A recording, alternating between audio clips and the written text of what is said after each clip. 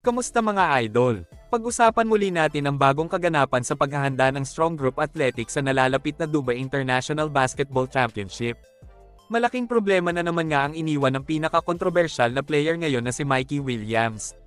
Ilang buwan matapos na tapusin ng TNT Tropang Giga ang kanyang kontrata sa PBA, si Mikey Williams ay nasangkot na naman sa isang mabigat na kaso dahil nabigo ang star guard na sumulpot sa pagsasanay ng Strong Group para sa nalalapit na Dubai Tournament.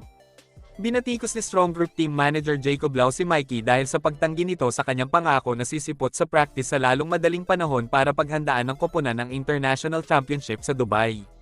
Inaasahan sana na sasali sa pagsasanay sa Urdaneta Village sa Makati nitong Miyerkules si Williams pero hindi siya nagpakita na nag-udyok para maglabas ng sama ng loob ang mga opisyal ng koponan. Ayon kay Lau, noong una daw ay pumayag na si Mikey sa presyuhan sa sahod. Pagkatapos daw ay humingi naman siya ng sapat pa na panahon para sa kanyang pagdating. Pero sa kasamaang palad, hindi siya pumunta sa ensayo kahit madaming umaasa sa pagdating niya, kabilang ang mga ex-NBA superstars na sina Dwight Howard at Andre Roberson. Ngayon naman daw ay hindi na niya sinasagot ang tawag ng SGA owner na si Jacob Lau. Ayon kay head coach Charles Chu, ang shifty scorer na si Mikey Williams ang una niyang napili sa pag-assemble ng kanyang koponan na maglalaro sa 33rd Dubai International Basketball Championship, na ngayon ay binabandera ng dating NBA star na si Dwight Howard. Pero ayon kay Charles Chu, huli na daw ang lahat para pilitin pa ihabol si Mikey sa lineup ng SGA. Hindi naman malaking kawalan si Williams dahil madami pa din naman magagaling na player ang koponan.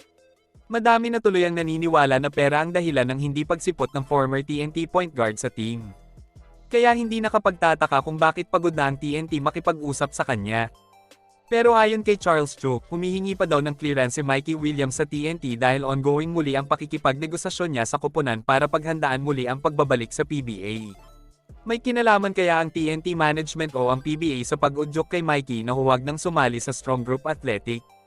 Panigurado na politika din ang isa pang dahilan sa pag-atras ni Mikey Williams mga idol.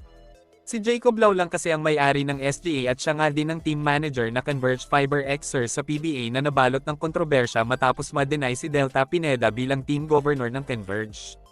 May lumabas din na balita na balak ng lumayas ng Converge sa PBA at bumuo na lang ng sarili nitong liga dahil sa bulok na sistema nila. Hanggang dito na lang muna mga idol. Maraming salamat sa panunood. Kita-kits ulit tayo sa videos na aking ipapalabas patungkol sa basketball. Kung bago ka pa lang sa channel ko, please consider to subscribe at huwag kalimutan pindutin ang like at notification bell button para updated ka sa videos na aking ipapalabas. Salamat mga idol!